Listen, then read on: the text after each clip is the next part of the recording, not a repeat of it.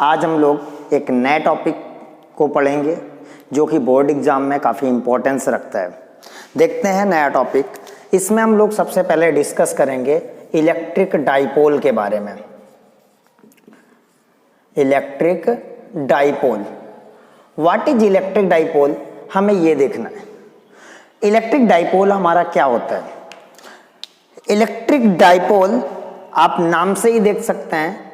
Dipole, dipole का मतलब इसमें डबल पोल होंगे। जैसे एक होता है मोनोपोल, जैसे आपका फ्री चार्ज है, पॉजिटिव या निगेटिव, कोई भी फ्री चार्ज है उसे मोनोपोल कहा जाता है। और जहाँ पे पॉजिटिव और निगेटिव दोनों का कॉम्बिनेशन होगा वो बेटा कैसा होगा, आपका डाइपोल कहा जाएगा। तो होता क्या है, इलेक्ट्रिक डाइपोल क्या होता है, इक्वल एंड अपोजिट नेचर के चार्ज को एक दूसरे से स्मॉल डिस्टेंस पे पुटअप करने पे जो हमारा सिस्टम क्रिएट होता है वो हमारा इलेक्ट्रिक डाइपोल के नाम से जाना जाता है। जैसे हमारे पास ये प्लस क्यू हो गया और ये माइनस क्यू हो गया, प्लस क्यू और माइनस क्यू, इनके बीच की डिस्टेंस जो है वो वेरी स्मॉल है, ठीक है। तो हम क्या कह सकते हैं, the system which is created by putting two equal and opposite charge to a small distance is defined as electric dipole. The charge can be taken as plus q and minus q and the distance between both charges is taken as 2l, या फिर NCERT में 2l की जगह 2a use की जाती है, ऐसे 2 small a। तो इस बात पे कभी डाउट मत लेना कि 2l और 2a, ठीक है ना। आपकी 2l और 2a दोनों डिस्टेंसेस आपको बुक्स में मिलेंगी, आपको जो यूज करना है आप वो यूज कर सकते हैं। क्लियर। अब इलेक्ट्रिक डाइपोल की एक छोटी सी डिफिनेशन होती है, उसके बाद एक क्वांटिटी आती है electric dipole moment. Electric dipole moment, तो इलेक्ट्रिक डाइपोल मोमेंट क्या होती है इसको भी थोड़ा सा समझ लेंगे क्योंकि आगे हमारा पूरा रोल यही प्ले करने वाला है। Electric dipole moment is defined as, it is represented by P। हम इसको क्या बोलेंगे, electric dipole moment is defined as the product of magnitude of any one charge and the distance between both charge. मतलब P जो होगा, electric dipole moment क्या होता है, किसी भी इलेक्ट्रिक डाइपोल के दोनों चार्ज में से किसी का भी मैग्नीट्यूड, मैग्नीट्यूड बोलने का मतलब समझ आ रहा है कि बेटा आपका प्लस क्यू है या माइनस क्यू है, उसका मैग्नीट्यूड क्या होगा, दोनों का क्यू ही होगा, बस नेचर एक का पॉजिटिव होगा और दूसरे का नेचर नेगेटिव होगा। तो आपको क्या बताया गया, it is represented as the product of magnitude of any one charge and the distance between both charges. एक चीज यहाँ पे बहुत नोटिस करने वाली है कि electric dipole moment is a vector quantity. Electric dipole moment एक कैसी क्वांटिटी है, वेक्टर क्वांटिटी है, जिसकी डायरेक्शन बेटा होती है -q टू +q। इसकी डायरेक्शन कैसी होती है, -q टू +q होती है, किसकी, इलेक्ट्रिक डाइपोल मोमेंट की। जैसे ये आपका एक +q चार्ज सेटअप है और यहाँ पे बेटा आपका कोई -q चार्ज सेटअप है, दोनों के बीच की डिस्टेंस आपकी क्या है, 2l है, ठीक है। ये आपका इलेक्ट्रिक डाइपोल होगा। तो इलेक्ट्रिक डाइपोल मोमेंट की जो डायरेक्शन होगी P की, वो क्या होगी, -q टू +q होगी और उसका मैग्नीट्यूड क्या होगा, q × 2l होगा, ठीक। इतनी बात क्लियर हो गई। तो अब हम इलेक्ट्रिक डाइपोल की वजह से इलेक्ट्रिक फील्ड इंटेंसिटी के बारे में स्टडी करेंगे कि इलेक्ट्रिक फील्ड इंटेंसिटी कितनी जनरेट होती है electric dipole moment, electric dipole से। अब हम लोग स्टडी करेंगे इलेक्ट्रिक फील्ड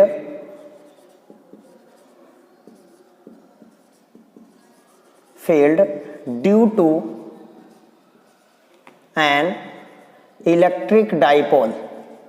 ध्यान दीजिएगा, due to an electric dipole, हमें इलेक्ट्रिक डाइपोल की वजह से इलेक्ट्रिक फील्ड इंटेंसिटी की कैलकुलेशन करनी है। इसमें तीन वो चीज़ें होंगी, तीन तरह से हम कैलकुलेट करेंगे। एक होगी एक्सियल पोजीशन, एक होगी इक्वेटोरियल और एक होगी एनी पॉइंट। हम लोग सबसे पहले एक्सियल पोजीशन की बात करेंगे, आप लोग इसे ध्यान से समझिए। Axial position.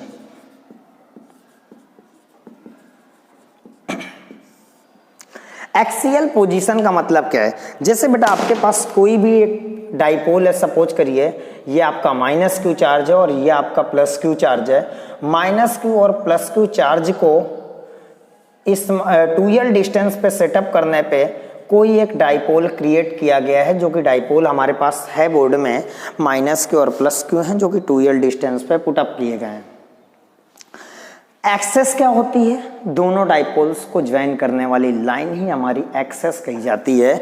तो अगर बेटा एक्सियल पोजीशन है, एक्सियल पोजीशन का मतलब दोनों चार्ज को ज्वाइन करने वाली लाइन पर ही कहीं पर, ठीक, आपकी ये लाइन इधर इन्फिनिटी को जाएगी और इधर यही लाइन इधर इन्फिनिटी को जाएगी। इस लाइन में प्रेजेंट किसी भी पॉइंट पे हमें इलेक्ट्रिक डाइपोल वो इलेक्ट्रिक फील्ड की कैलकुलेशन करनी है। इसके लिए हम क्या करते हैं, हम ऐसा एज्यूम करते हैं कि हमें स्मॉल आर डिस्टेंस पे electric field intensity point P है यहाँ पे कोई, ठीक है, इस पॉइंट P पे इलेक्ट्रिक फील्ड की इंटेंसिटी की कैलकुलेशन करनी है। और कहाँ से? इलेक्ट्रिक डाइपोल के सेंटर O से। सेंटर O से स्मॉल आर डिस्टेंस पे ये पॉइंट है बेटा, तो हमने ये ड्रा कर दिया। सेंटर O से स्मॉल आर डिस्टेंस पे कौन सा पॉइंट है हमारे पास? पॉइंट P है, जहां पे इलेक्ट्रिक फील्ड की हमें कैलकुलेशन करनी है। क्लियर? अगर बेटा ये सेंटर O से R डिस्टेंस है, अब हम अगर इस चार्ज से पॉइंट P की डिस्टेंस कैलकुलेट करना चाहें तो आप ये बताइए, ये बेटा आपकी पूरी डिस्टेंस क्या है? 2l है। अगर माइनस क्यू से प्लस क्यू की डिस्टेंस 2l है तो इसका और बीच वाला ये सेंटर कहाँ पे होगा? जस्ट मिडिल पे होगा। अगर बेटा हमारा सेंटर मिडिल पे है तो 2l डिस्टेंस हमारी एक्चुअली में बेटा क्या होगी? इतनी डिस्टेंस शायद हमारी l होगी और बाकी की रेस्ट डिस्टेंस भी हमारे पास क्या होनी चाहिए? l होनी चाहिए। भाई सेंटर जो होगा हमारा मिडिल पे होगा तो L और L डिस्टेंस होनी चाहिए। तो अगर आपको प्लस क्यू चार्ज से पॉइंट P की डिस्टेंस चाहिए तो बेटा इसको हम लोग लिख सकते हैं R माइनस L। कैसे लिख सकते हैं R माइनस L? क्योंकि यहाँ से सेंटर से पॉइंट P तक की डिस्टेंस R है और इतनी डिस्टेंस L है, हमें इस जगह तक के लिए इसकी डिस्टेंस चाहिए, प्लस क्यू से पॉइंट P की डिस्टेंस चाहिए, तो हम R में से L को माइनस कर देंगे, हमें मिल जाएगी। ठीक, और बेटा अगर हमें माइनस क्यू से डिस्टेंस चाहिए तो हम इसको क्या लिख पाएंगे? R प्लस L लिख लेंगे। वो कैसे? क्योंकि बेटा यहाँ मिडिल तक की डिस्टेंस, सेंटर तक की डिस्टेंस R है और इधर की L डिस्टेंस एक्स्ट्रा है, तो R प्लस क्या हो जाएगी? L। इतनी बात क्लियर हो गई होगी। अब हम देखो डायरेक्शन क्रिएट करेंगे। हमारा माइनस क्यू की वजह से इलेक्ट्रिक फील्ड इंटेंसिटी हम सपोज कर लेते हैं E1 है और प्लस क्यू की वजह से E2 है। माइनस क्यू की वजह से इलेक्ट्रिक फील्ड की डायरेक्शन हमेशा क्या होती है? टूवर्ड्स द चार्ज, और प्लस क्यू की वजह से आउटसाइड द चार्ज। ठीक है ना? आप ऐसे समझो, इलेक्ट्रिक फील्ड की डायरेक्शन समझने के लिए आप जिस पॉइंट पे इलेक्ट्रिक फील्ड की डायरेक्शन कैलकुलेट करना चाहते हैं उस पॉइंट पे आप कोई टेस्ट चार्ज पुट अप कर दीजिए। वो जिस डायरेक्शन में आपको मूव करता हुआ फील हो वही डायरेक्शन आपकी क्या होगी? इलेक्ट्रिक फील्ड की। सपोज करिए ये माइनस क्यू चार्ज था और माइनस क्यू चार्ज था और यहाँ पे हमने कोई इलेक्ट्रिक डाइपोल पुट अप किया होगा, तो माइनस क्यू क्या करेगा? जो हमारा टेस्ट चार्ज है, टेस्ट चार्ज आपका पॉजिटिव नेचर का होता है, उसको क्या करेगा? अट्रैक्ट। मतलब हमारी इलेक्ट्रिक फील्ड क्या होगी? माइनस क्यू की वजह से E1 जो होगी, E1 वेक्टर वो हमारा इनसाइड होगा। और अगर यहीं पे हम टेस्ट चार्ज रखते और E2 मतलब प्लस क्यू की वजह से देखते तो प्लस क्यू क्या करता है बेटा? रिपल करता और हमारी इलेक्ट्रिक फील्ड इंटेंसिटी की डायरेक्शन E2 की डायरेक्शन क्या हो जाती? आउटसाइड हो जाती। ठीक है, अब हमें E1 और E2 चाहिए, ध्यान दीजिए। तो हम करेंगे electric field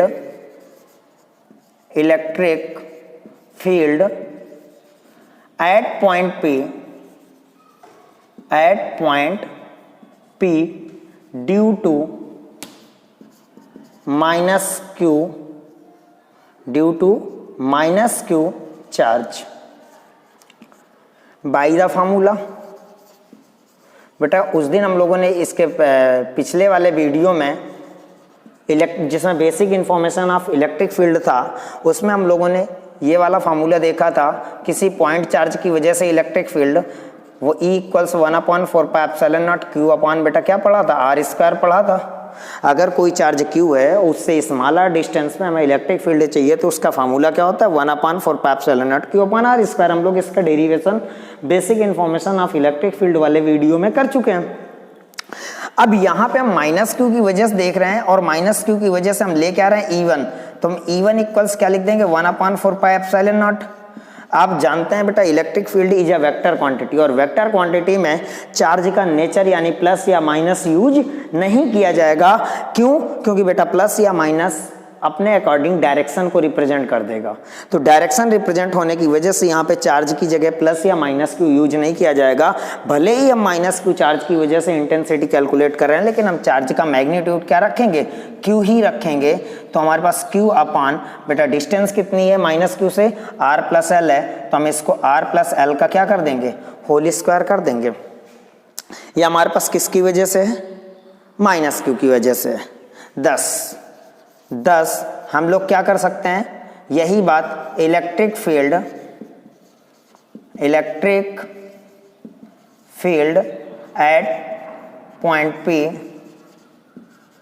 at point P due to plus q charge. तो अगर प्लस क्यू चार्ज की वजह से हम लोग इलेक्ट्रिक फील्ड कैलकुलेट करें तो बेटा E2 में हम बार बार फार्मूला नहीं लिखेंगे, एक बार लिख चुके हैं। तो E2 क्या होगा 1/4πε0 बेटा q/r² होता है तो q तो q रहेगा, r की जगह हमारी प्लस q से डिस्टेंस कितनी r-l है तो हम इसमें क्या लिखेंगे r-l का होल स्क्वायर। क्लियर है? हमारे पास E1 और E2 आ गए हैं। अब हमें क्या निकालना है पॉइंट P पे रिजल्टेंट इंटेंसिटी निकालनी है। ठीक, गौर से देखिए इफ द रिजल्टेंट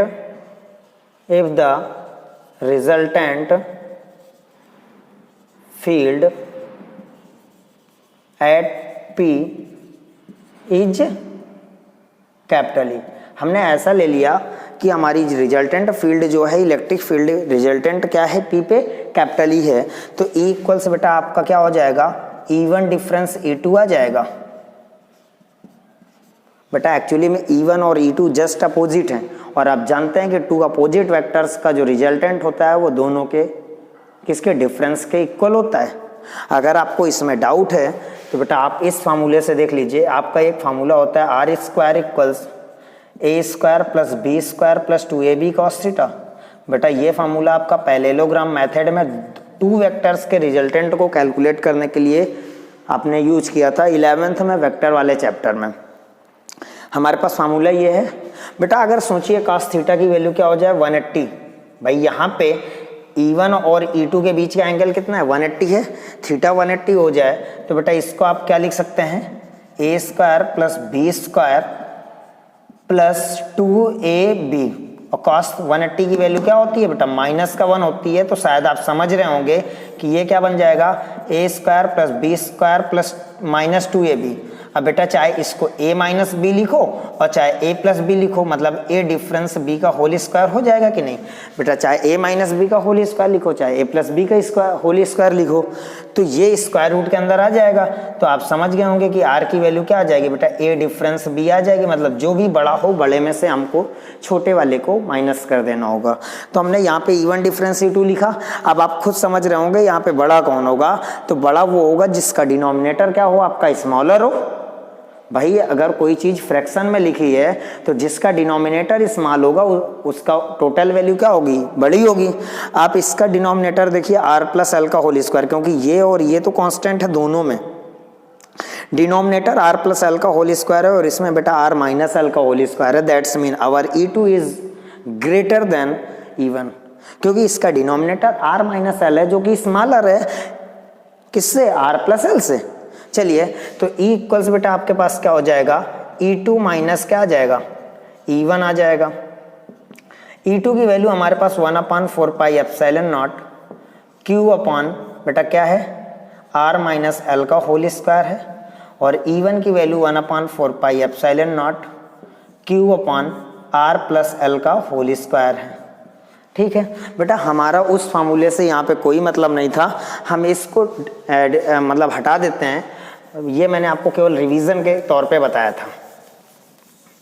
ठीक, अब हम यहाँ पे अगर ले लें एलसीएम तो हमें दोनों में q अपान 4 एप्सिलॉन नॉट हमें क्या मिल रहा है, एलसीएम मिल रहा है। अंदर हमारे पास आ रहा है 1 अपान आर माइनस एल का होल स्क्वायर और minus 1 upon r plus l का होल स्क्वायर। क्लियर? तो यहाँ पे अगर हम अगला स्टेप करें तो q अपान हमारे पास क्या आ जाएगा, 4 एप्सिलॉन नॉट।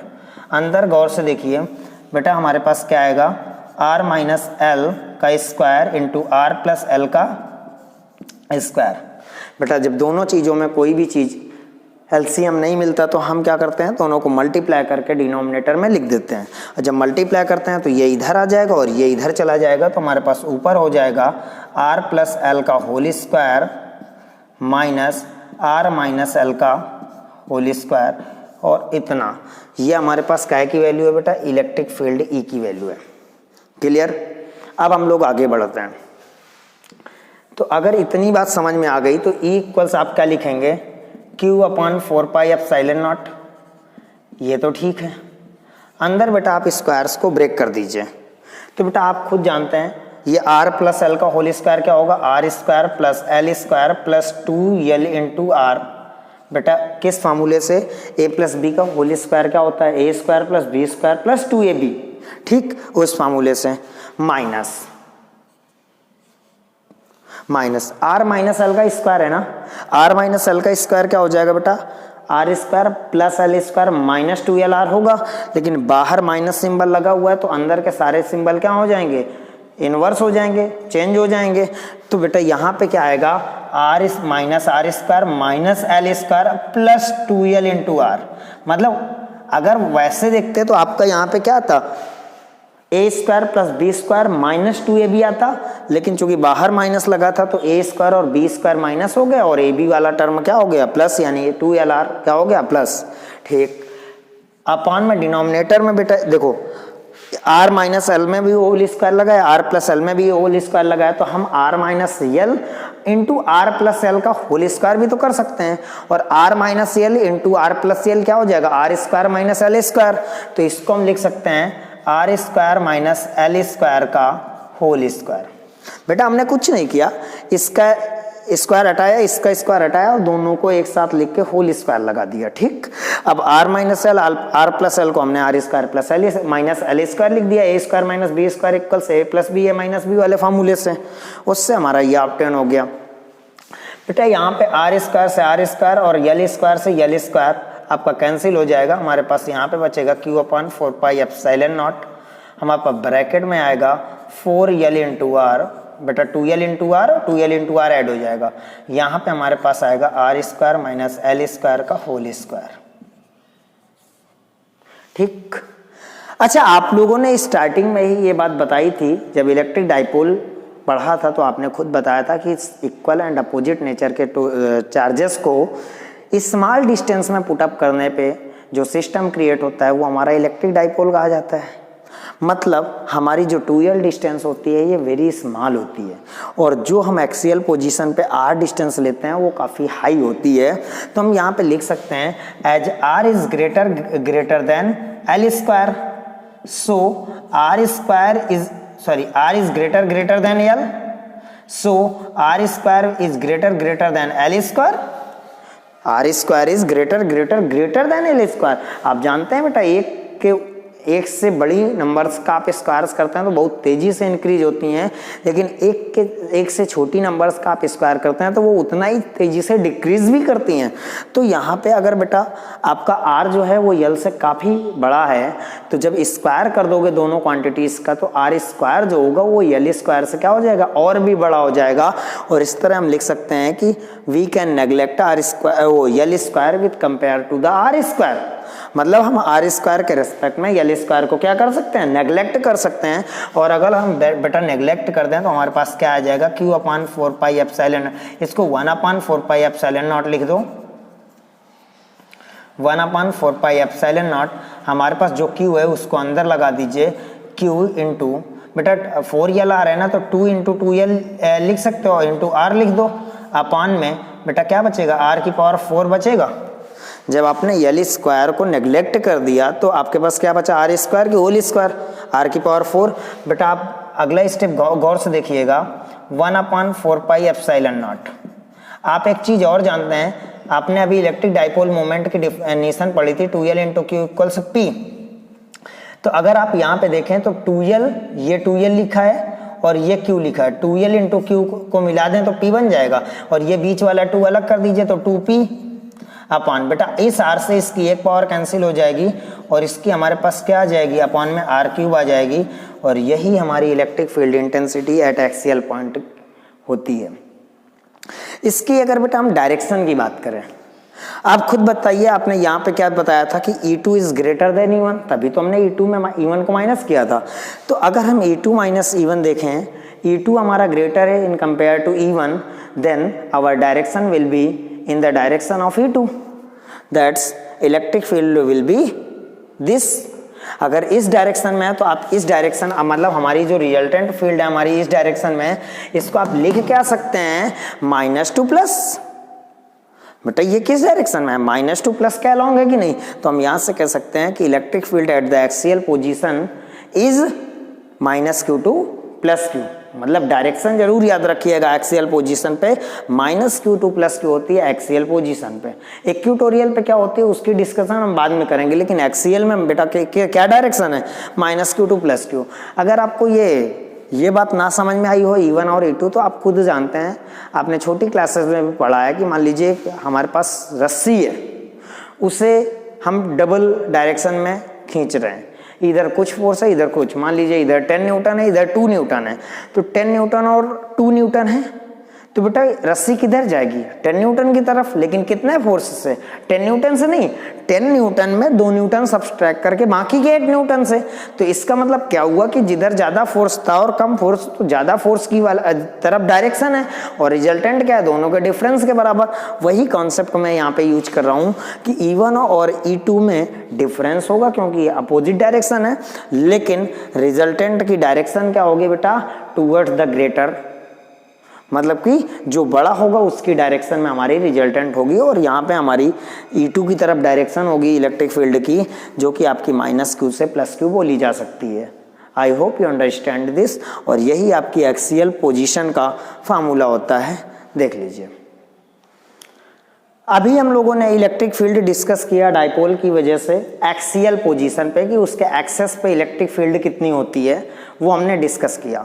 अब हम इलेक्ट्रिक फील्ड ही डिस्कस करेंगे इलेक्ट्रिक डाइपोल की वजह से, लेकिन अब हमारे जो पॉइंट की लोकेशन होगी वो बेटा इक्वेटोरियल पोजीशन पे होगी। अच्छा, ये इक्वेटोरियल क्या होता है, तो इक्वेटोरियल वास्तव में, जैसे मैंने आपको एक्सेस बताई, एक्सेस में मैंने क्या बताई, the line joining both charges is defined as its axis, ठीक है। अब अगर इक्वेटोरियल की बात करें तो the line, the perpendicular bisector of line, the perpendicular bisector between the distance between both charges is defined as equatorial। मैंने क्या कहा कि दोनों चार्ज के बीच की जो डिस्टेंस है उसका जो परपेंडिकुलर बाइसेक्टर होता है वो आपका क्या कहा जाता है, इक्वेटोरियल कहा जाता है। तो अब हमारा जो पॉइंट होगा ये इस टॉपिक में, वो हमारा पॉइंट कहाँ पे होगा बेटा, इक्वेटोरियल पोजीशन पे, यानी परपेंडिकुलर बाइसेक्टर पे होगा वो पॉइंट। आइए देखते हैं इसको। जैसे हमने लिया बेटा, हमारे पास कोई ये चार्ज है और कोई ये चार्ज है, ठीक है, ये +Q चार्ज है और ये हमारे पास -Q चार्ज है, और यहां हमारा कोई पॉइंट P है जो कि इसके सेंटर से O से स्मॉलर डिस्टेंस पे है। पॉइंट P हमारा यहाँ पे है, ये हमारे पास पॉइंट P है, ठीक। पॉइंट P से हम क्या करते हैं, +Q को ड्रा करते हैं, और पॉइंट P से ही हम क्या करते हैं, -Q को भी ड्रा कर लेते हैं। कर लिया। अब अगर हमें इलेक्ट्रिक फील्ड इंटेंसिटी कैलकुलेट करनी है तो बेटा जाहिर सी बात है हम दोनों कंपोनेंट की वजह से करेंगे और उसका फिर रिजल्टेंट कर देंगे। कंपोनेंट को मतलब -Q की वजह से अलग इलेक्ट्रिक फील्ड कैलकुलेट करेंगे, +Q की वजह से अलग करेंगे, और उसके बाद फिर हम उन दोनों का रिजल्टेंट निकाल लेंगे। चलिए, बीच की डिस्टेंस बेटा डाइपोल में क्या होती है, आप जानते हैं बीच की डिस्टेंस 2L होती है। तो अगर ये डिस्टेंस 2L है तो सेंटर से +Q की डिस्टेंस L और सेंटर से ही -Q की डिस्टेंस भी क्या होगी बेटा, L होगी, ठीक है। आपकी ये डिस्टेंस R है और ये डिस्टेंस L है, तो बेटा ये डिस्टेंस क्या होगी according to Pythagoras theorem r square plus l square. क्यों, मैंने अभी अभी बताया कि ये बेटा क्या होता है परपेंडिकुलर बाइसेक्टर होता है, तो परपेंडिकुलर है तो पाइथागोरस थ्योरम यूज हो सकती है। सेम इधर भी ये डिस्टेंस बेटा क्या होगी r square plus l square square root of. अब हमें इलेक्ट्रिक फील्ड E1 और E2 की डायरेक्शन भी देखनी है। हमने अब सपोज किया है कि माइनस क्यू की वजह से इलेक्ट्रिक फील्ड E1 है और प्लस क्यू की वजह से इलेक्ट्रिक फील्ड E2 है। देखिए माइनस क्यू की वजह से आप अगर यहाँ पे कोई टेस्ट चार्ज रखें तो माइनस क्यू क्या करेगा उसको अट्रैक्ट करेगा और इसकी वजह से उसकी जो डायरेक्शन होगी वो क्या होगी टूवर्ड्स इनसाइड होगी, मतलब माइनस क्यू की डायरेक्शन में ही होगी, माइनस क्यू की तरफ अट्रैक्टिव नेचर की वजह से इनसाइड डायरेक्शन में होगी। E1 की डायरेक्शन ये हो गई। अगर हमें बेटा प्लस क्यू चार्ज की वजह से चाहिए, प्लस क्यू चार्ज की वजह से, तो यहाँ पे अगर हम कोई टेस्ट चार्ज रखें तो बेटा प्लस क्यू क्या करेगा लाइन ज्वाइनिंग की डायरेक्शन में क्या करेगा डायरेक्ट वो रिपल करेगा, तो हमारी E2 की डायरेक्शन जो हो जाएगी वो क्या हो जाएगी कुछ ऐसे हो जाएगी E2 ये डायरेक्शन। ठीक है, अब हमारे पास E1 और E2 दोनों है, ये पॉइंट हमारा P था, क्लियर। हम क्या करते हैं एक पैरेलल लाइन ड्रा कर देते हैं किसके इस एक्सेस के। अगर हमने पैरेलल लाइन ड्रा कर दी और बेटा ये बताओ अगर ये एंगल आपका थीटा है तो क्या हमारे पास ये एंगल भी थीटा नहीं होगा? क्यों बेटा ये लाइन और ये डॉटेड लाइन हमारी पैरेलल है और उसको ये लाइन कट कर रही है तो ये अल्टरनेट एंगल होंगे, थीटा हो जाएगा। बेटा अगर ये थीटा है तो शायद ये भी थीटा होगा। क्यों? क्योंकि बेटा आपका ये जो डॉटेड लाइन है हमारी ये परपेंडिकुलर बाइसेक्टर है, तो जाहिर सी बात है दोनों एंगल से दोनों एंडिंग से दोनों एंड से कोई भी पॉइंट इक्वल डिस्टेंस पे होगा, इक्वल एंगुलर पोजीशन पे होगा। ठीक, ये थीटा है तो बेटा फिर ये वाला एंगल भी थीटा हो जाएगा। इतनी बात समझ में आ गई होगी, मुझे इतना भरोसा है। अब देखते हैं अगर हम कैलकुलेट करें electric field due to minus Q charge, electric field at point P due to minus Q charge. तो माइनस क्यू चार्ज की वजह से अगर हम इलेक्ट्रिक फील्ड कैलकुलेट करें तो बेटा हमें एक बार एटलीस्ट क्या लिखना पड़ेगा बाय द फार्मूला, हमें एक बार फार्मूला लिखना चाहिए।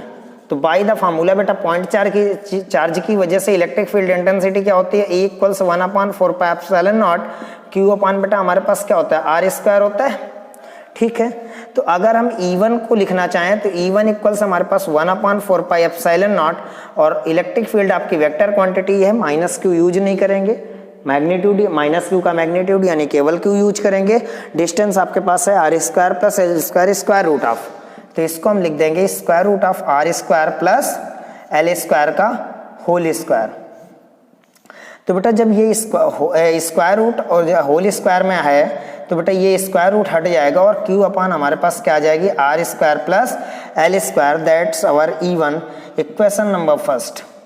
अगर हम आगे करें 10 इलेक्ट्रिक फील्ड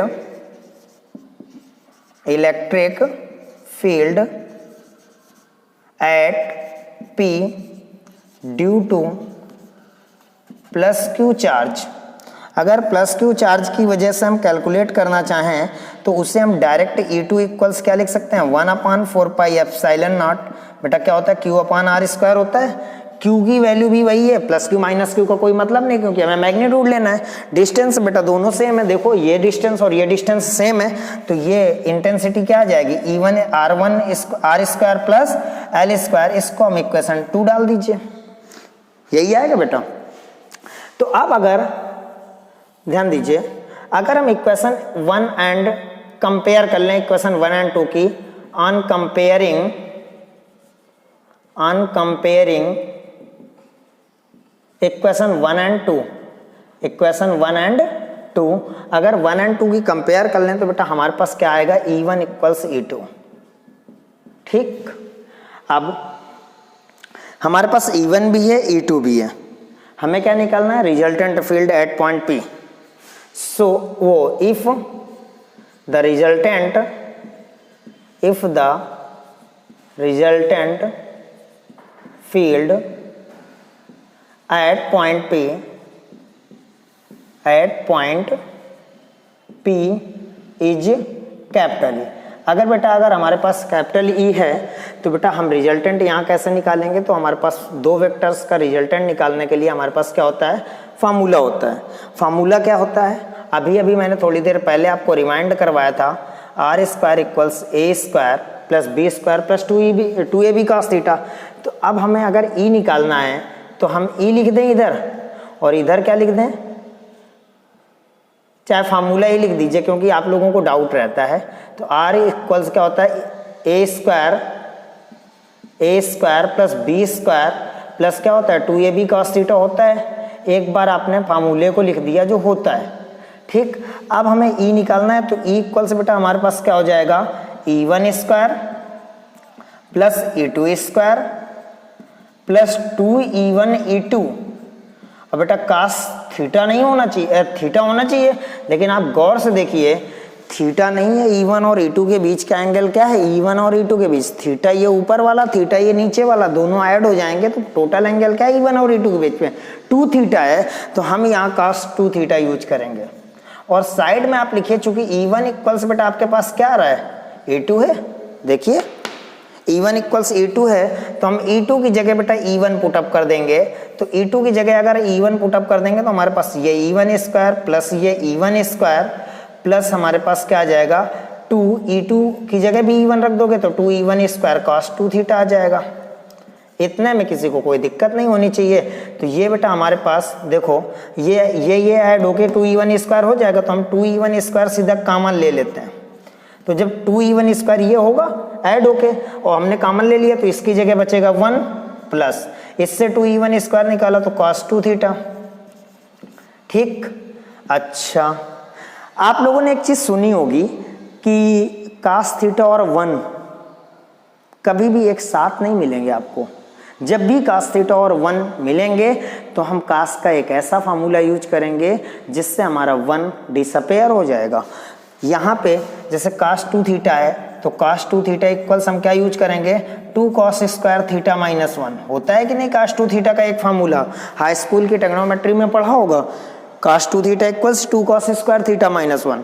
यूज कर दीजिए इसको, तो आपके पास क्या हो जाएगा 2e1 square 1 plus 2 cos square theta minus 1। बेटा इस 1 से इस ये 1 कैंसिल, बेटा अंदर क्या हो जाएगा 2 2 जा 4, स्क्वायर रूट से बाहर 2 आ जाएगा। e1 स्क्वायर है, e1 स्क्वायर की जगह e1 आ जाएगा, cos स्क्वायर थीटा है तो बेटा यहाँ पे क्या आ जाएगा आपके पास बाहर cos थीटा आ जाएगा। मतलब हमारे पास e की वैल्यू जो आ रही है वो क्या आ रही है 2e1 cos थीटा, ठीक है। अब हम लोग आगे बात करते हैं इधर,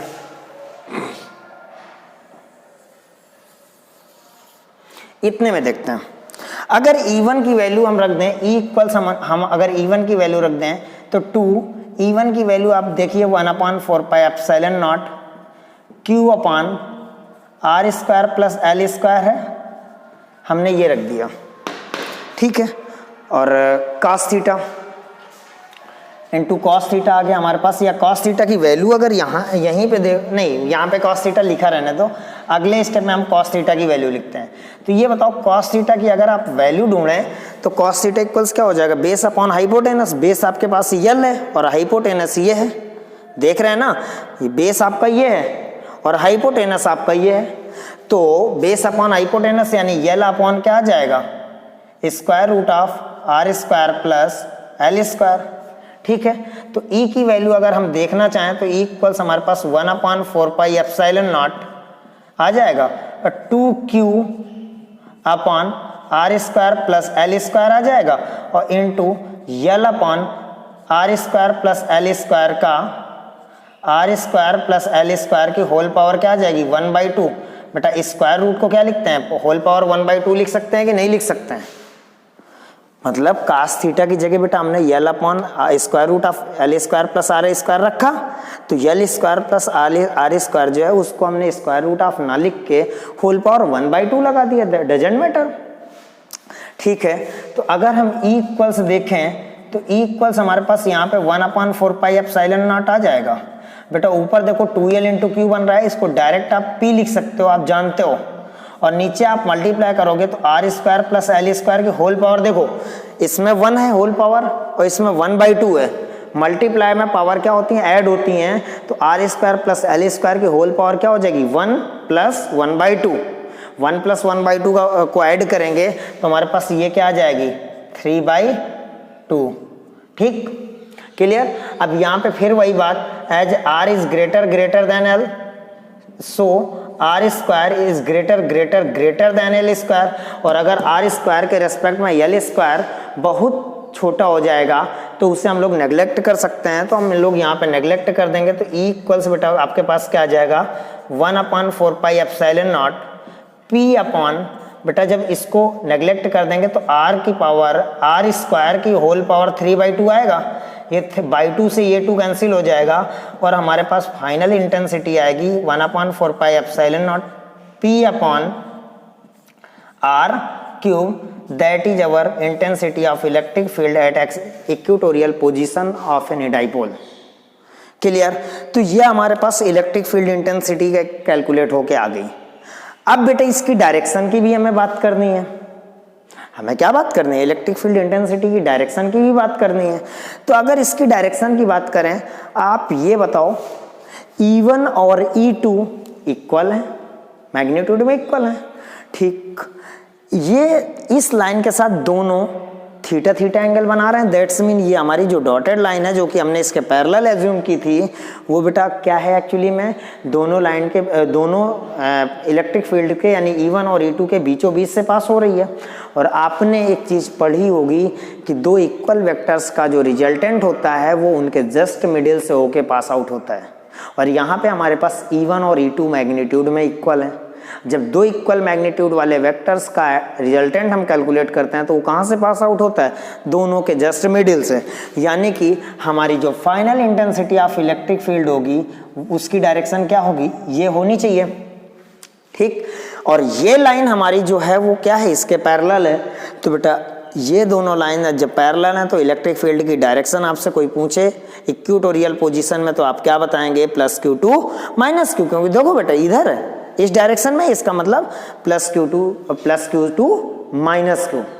ठीक, parallel to the electric dipole and +q2 the -q। Clear. तो इसकी डायरेक्शन हो गई और इसकी इंटेंसिटी हो गई, ये हमारा इक्वेटोरियल पोजीशन का कॉन्सेप्ट है। क्लियर। अभी हम लोगों ने इलेक्ट्रिक फील्ड कैलकुलेट की किसकी वजह से, इलेक्ट्रिक डाइपोल की वजह से।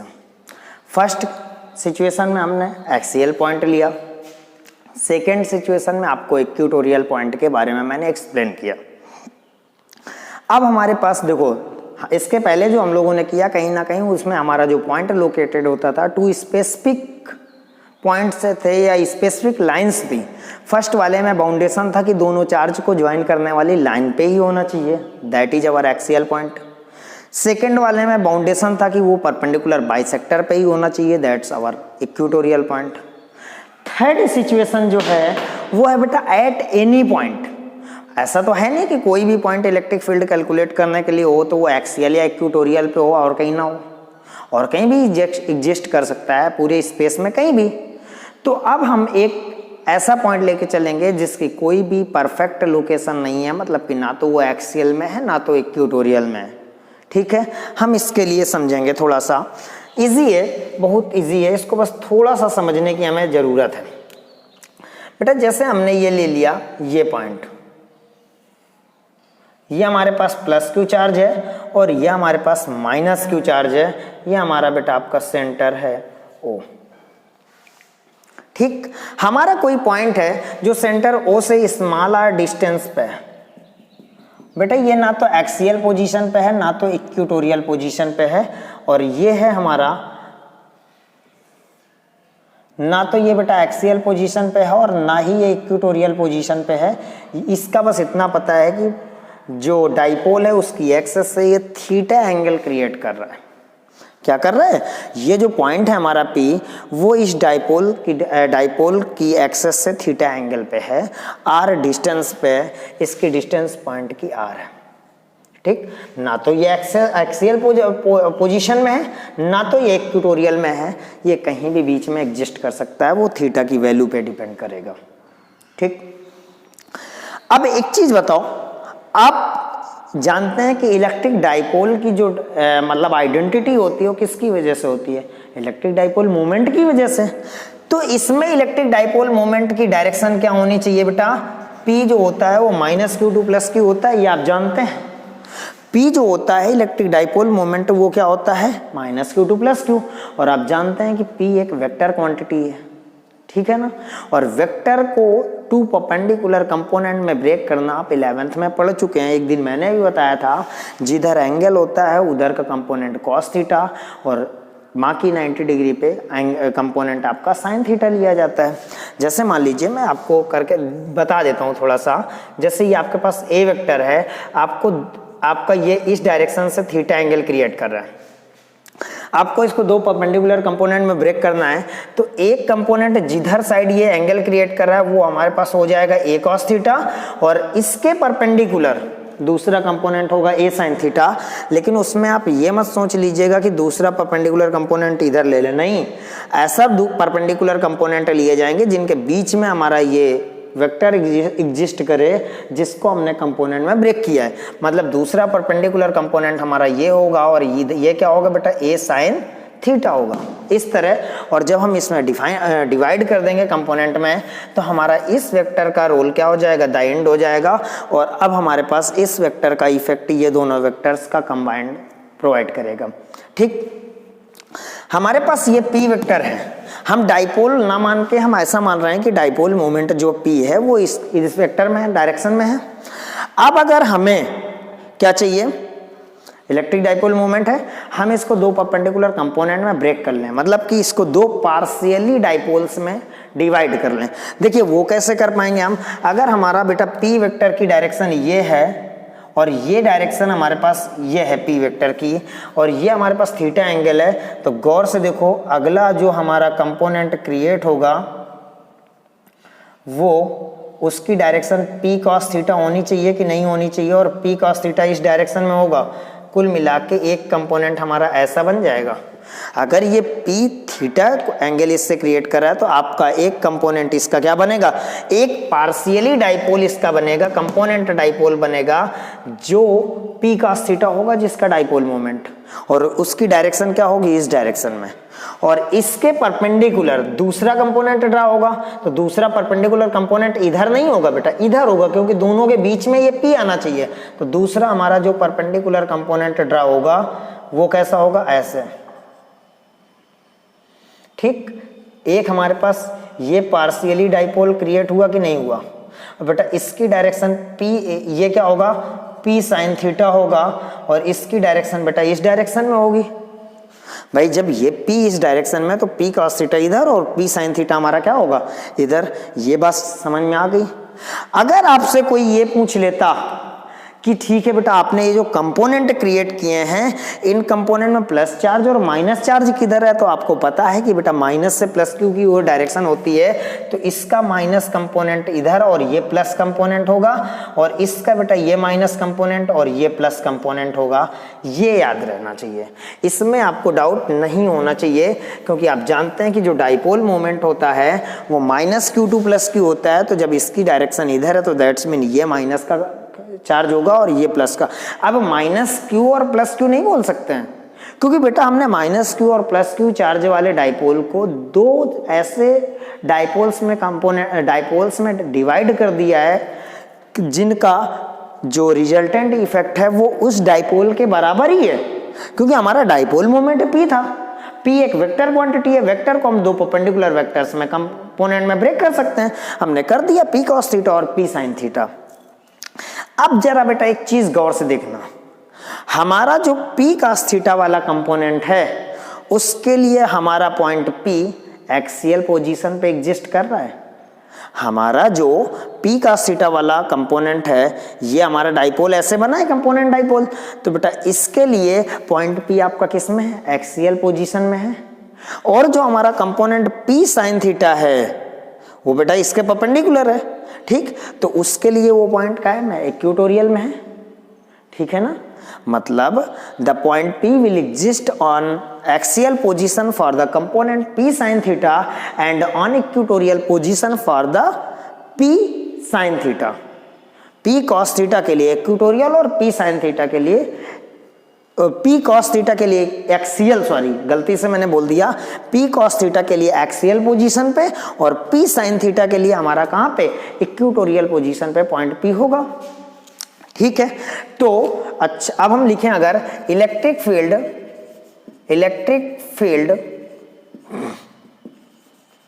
एट P ड्यू टू अब P क्या होगा, P cos theta component, P cos theta component. तो अगर P cos थीटा कंपोनेंट की वजह से हम देखना चाहें तो हम बता चुके हैं एक्सियल पोजीशन, तो क्या लिखेंगे, बाय द फार्मूला लिख दें, चाहो तो फार्मूला लिख दो एक बार, क्या दिक्कत है। बाय द फार्मूला इक्वल्स, बेटा एक्सियल में है ना P cos थीटा के लिए, तो फार्मूला क्या होता है, 2p/r³ होता है कि नहीं होता है, तो 1/4πε0 2p/ क्या होता है r³, इसको लिख दिया। तो हमारा जो E1 हो जाएगा P cos थीटा की वजह से वो क्या हो जाएगा 1/4πε0 2p नहीं होगा, P cos थीटा होगा बेटा, तो P cos थीटा अपान क्या आ जाएगा r³, ये आ जाएगा। ठीक है, अब अगर आपसे कोई कह दे कि E cos थीटा की वजह से डायरेक्शन बता दो, तो अभी इसके पहले जब मैंने एक्सियल पोजीशन बताई थी तो मैंने ही बताया था कि माइनस से प्लस की ओर होती है एक्सियल पोजीशन में डायरेक्शन। तो बेटा आपकी ये E1 वेक्टर जो हो जाएगा वो क्या हो जाएगा, ऐसे हो जाएगा। इस P को हम इधर लिख देते हैं, P ये है हमारे पास। ठीक, और अगर हम P sin थीटा की वजह से डायरेक्शन देखें तो आपने खुद बताया था +q2 -q, यानी डायरेक्शन कैसी होगी इलेक्ट्रिक फील्ड की, हमारी E2 की डायरेक्शन बेटा ऐसे होगी और E1 और E2 हमारे पास दोनों क्या होंगे बेटा, परपेंडिकुलर होंगे, हमारी ये E2 वेक्टर होगी। ठीक, क्लियर। तो हमने E1 तो कैलकुलेट कर लिया है। अब अगर हम E2 निकालना चाहें, इलेक्ट्रिक फील्ड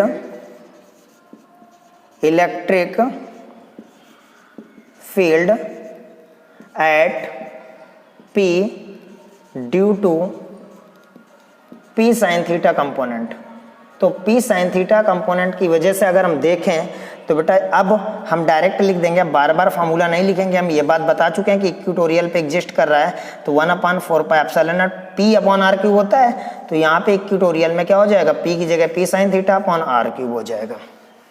इतनी बात तो समझ में आ ही गई होगी। आगे देखते हैं, तो अब इफ द रिजल्टेंट फील्ड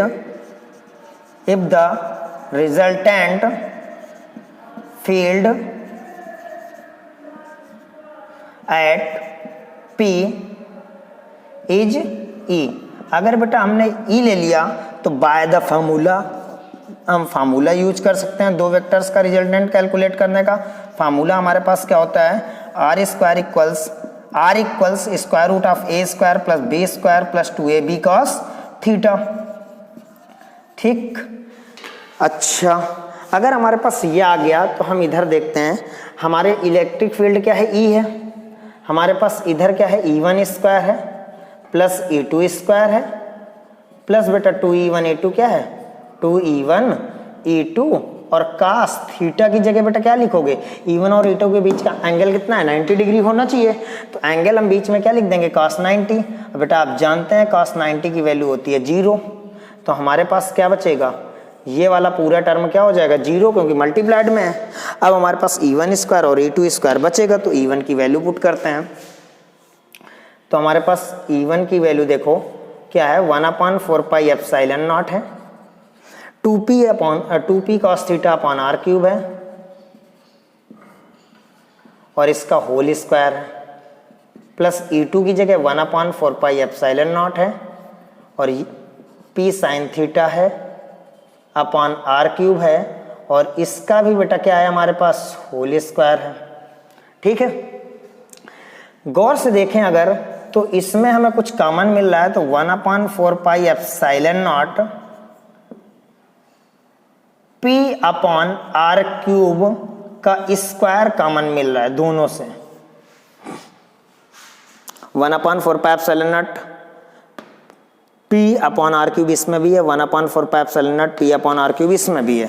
तो इसमें क्या बचेगा हमारे पास 2 cos थीटा का स्क्वायर प्लस साइन थीटा का स्क्वायर, इतना ही तो बचेगा हमारे पास। बस बेटा हमने इस पूरे से इतना कॉमन ले लिया तो हमारे पास इतना बचा। अब ये देखो होल स्क्वायर लगा, इसमें बाहर निकाल लो तो ये आ जाएगा 1/4 pi epsilon naught P upon are cube आ जाएगा। बाहर स्क्वायर नहीं आएगा बेटा क्योंकि स्क्वायर रूट लगा है। अंदर अगर आप देखें तो अंदर हमारे पास क्या हो जाएगा 2 2 4 cos स्क्वायर थीटा प्लस बेटा साइन स्क्वायर थीटा हो जाएगा। इतने में किसी को कोई दिक्कत होनी नहीं चाहिए। अगर इतने में किसी को दिक्कत नहीं है तो ये हमारे पास 1/4 पाई एप्सिलॉन नॉट बनेगा, पी अपॉन आर क्यूब बनेगा। यहाँ पे हम 4 cos स्क्वायर थीटा को लिख सकते हैं 3 cos square theta plus cos square theta plus sine square theta.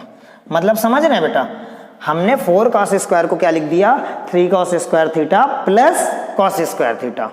अब बेटा ये देखिए cos square theta plus sine square theta क्या हो जाएगा 1 हो जाएगा। तो हमारे पास जो रिजल्टेंट निकल के आ जाएगा वो मैं यहाँ लिखे दे रहा हूँ, इक्वल्स हमारे पास क्या आएगा 1/4 pi epsilon naught P upon are cube और अंदर क्या बचेगा 1 + 3 cos स्क्वायर थीटा और हमारे पास यही इलेक्ट्रिक फील्ड इंटेंसिटी होगी कहाँ पे एट एनी पॉइंट। अब अगर इसकी कोई डायरेक्शन की बात करने लगे तो डायरेक्शन बेटा इसकी डिपेंड करेगी थीटा पे कि वो एंगल थीटा किस में है, तो इसकी कोई स्पेसिफिक डायरेक्शन क्लियर नहीं की जा सकती। हाँ इतना जरूर क्लियर है कि E1 और E2 के बीच में ही इसकी रिजल्टेंट फील्ड होगी, लेकिन उसकी परफेक्ट डायरेक्शन क्या होगी इस बारे में हम कुछ नहीं कह सकते हैं। क्लियर, क्योंकि वो डिपेंड करेगी हमारी थीटा पे। राइट, आज के लिए हम लोग इतना ही करते हैं। अब हम लोग नेक्स्ट नए टॉपिक के साथ फिर मिलेंगे।